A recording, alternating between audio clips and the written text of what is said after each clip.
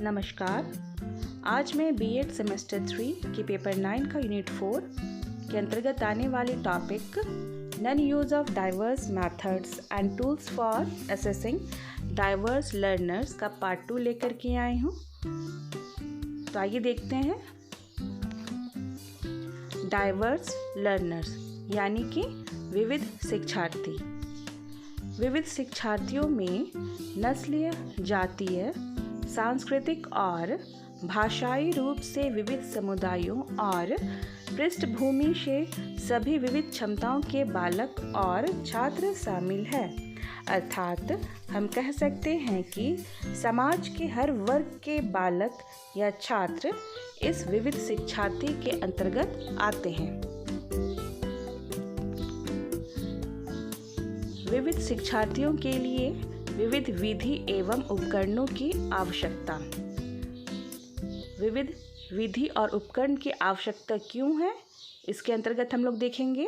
पहला है विविध ज्ञान के लिए, नीड फॉर डाइवर्स नॉलेज। शिक्षार्थियों को विविध विधियों और उपकरणों द्वारा प्रदान किया हुआ ज्ञान उनके दृष्टिकोण को व्यापक करता है। दृष्टिकोण को व्यापक अर्थात कि उनकी सोचने, समझने और तर्क करने की क्षमता का विस्तार करता है तथा उनमें हर कार्य को करने की क्षमता विकसित होती है। अर्थात हर कार्य के प्रति उनका दृष्टिकोण सकारात्मक होता है। दूसरा है समस्या समाधान की अभिवृत्ति अर्थात प्रॉब्लम सॉल्विंग एटीट्यूड। शिक्षार्थियों में समस्याओं के प्रति सकारात्मक अभिवृत्ति विकसित होती है।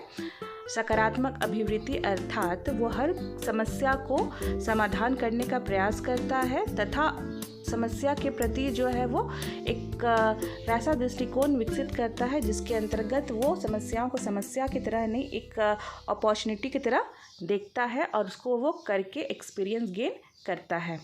इससे छात्रों में भविष्य की समस्याओं को बिना किसी मानसिक दबाव के समाधान करने की ओर प्रेरित करता है। अर्थात उनमें मानसिक सबलता आ जाती है और भविष्य में इस प्रकार की समस्याओं को वो आसानी से समाधान कर पाते हैं। तीसरा है मनोवैज्ञानिक दृष्टिकोण का विकास, डेवलपमेंट ऑफ साइकोलॉजिकल आउटलुक। विविध विधि एवं उपकरण शिक्षार्थियों की सोचने, समझने और कारण पता लगाने की शक्ति का भी विकास करता है। अर्थात हम कह सकते हैं कि हर एक कार्य के प्रति कुछ कारण होता है, कुछ इफेक्ट होता है। तो शिक्षार्थी में यह अभिवृत्ति विकसित हो जाती है कि अगर कोई कार्य को करना है तो उस कार्य को करने के पीछे का कुछ कारण होगा और कोई समस्या अगर उनके सामने है तो समस्या का भी कोई कारण होगा। यानी कि वो हर एक समस्या या हर एक कार्य को वैज्ञानिक दृष्टिकोण से देखते हैं। उनके सोचने समझने की शक्ति विकसित होती है और वो मानसिक रूप से और भी सबल हो जाते हैं। नेक्स्ट है सामाजिक भावना का विकास, डेवलपमेंट ऑफ सोशल फीलिंग्स। शिक्षार्थियों में सामाजिक भावना का विकास होता है। व्यक्तिगत विकास के साथ साथ शिक्षार्थी सामूहिक विकास की ओर भी ध्यान केंद्रित करता है। डाइवर्स मेथड में एक आता है इंडिविजुअल डेवलपमेंट और ग्रुप डेवलपमेंट, यानी कि जहाँ पे शिक्षार्थी जो है व्यक्तिगत रूप से भी काम करता है और सामाजिक रूप से भी काम करता है और जिससे क्या होता है कि शिक्षार्थी का व्यक्तिगत विकास के साथ साथ सामाजिक विकास भी संभव हो पाता है और शिक्षार्थी समाज के प्रति थोड़ा झुकाव रखते हैं और समाज के प्रति भी सोच रखते हैं कि उनका विकास कैसे करें या फिर अपना योगदान सामाजिक विकास में कैसे दें। फिफ्थ पॉइंट है अनुशासित जीवन यानी डिसिप्लिन्ड लाइफ। शिक्षार्थी को कार्य के प्रति सजगता, समय का महत्व, समस्या समाधान की प्रवृत्ति जैसे व्यवहार उनमें अनुशासन का विकास करता है और उसके प्रति सकारात्मक दृष्टिकोण भी विकसित करता है। अर्थात डाइवर्स मेथड और टूल्स जो है वो शिक्षार्थियों में एक अनुशासन का संचार करता है, जिससे शिक्षार्थी जीवन को कैसे जीना है और या फिर किस दृष्टिकोण से जीवन को देखना है वो सारा नज़रिया उनमें डेवलप होता है, जिससे उनका जीवन अनुशासित हो जाता है। अब हम लोग देखेंगे विविध शिक्षार्थियों के लिए विविध विधि एवं उपकरणों का उपयोग न होने के दुष्प्रभाव। पहला है सर्वांगीण विकास में बाधा।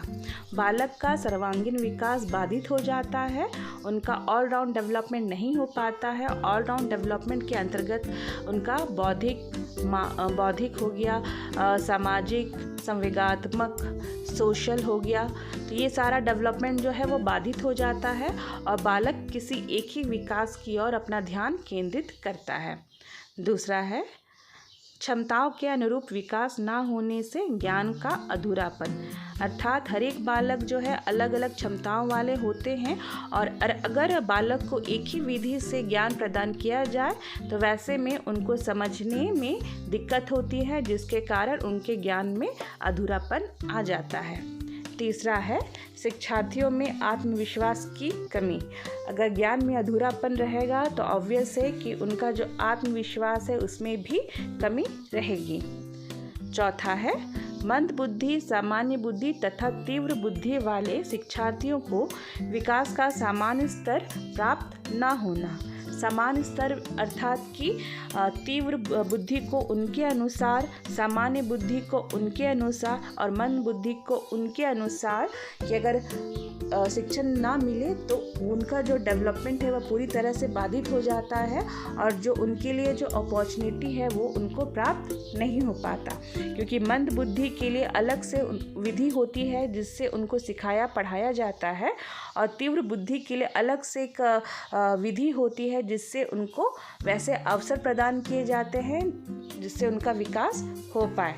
और इन तीनों अलग तरह के स्तर होने के कारण से जो है उनको अलग अलग विधि एवं उपकरणों की आवश्यकता होती है, तभी उनका विकास संभव हो पाता है। शिक्षार्थियों में सामाजिकता की कमी। फिर ऐसे में क्या होता है कि शिक्षार्थी जो है वो असामाजिक हो जाते हैं, वो एक दूसरे के साथ घुल नहीं पाते हैं, उनमें सहयोगिता की कमी रहती है, जिसके कारण शिक्षार्थी जो है वो असामाजिक रहता है। उनमें डर, संकोच, आत्मविश्वास की कमी जैसे अवगुण का भी विकास हो जाता है। आज के लिए इतना ही। अगर आपको मेरा ये एजुकेशनल वीडियो पसंद आया हो तो please do like and share and subscribe my channel. Thank you.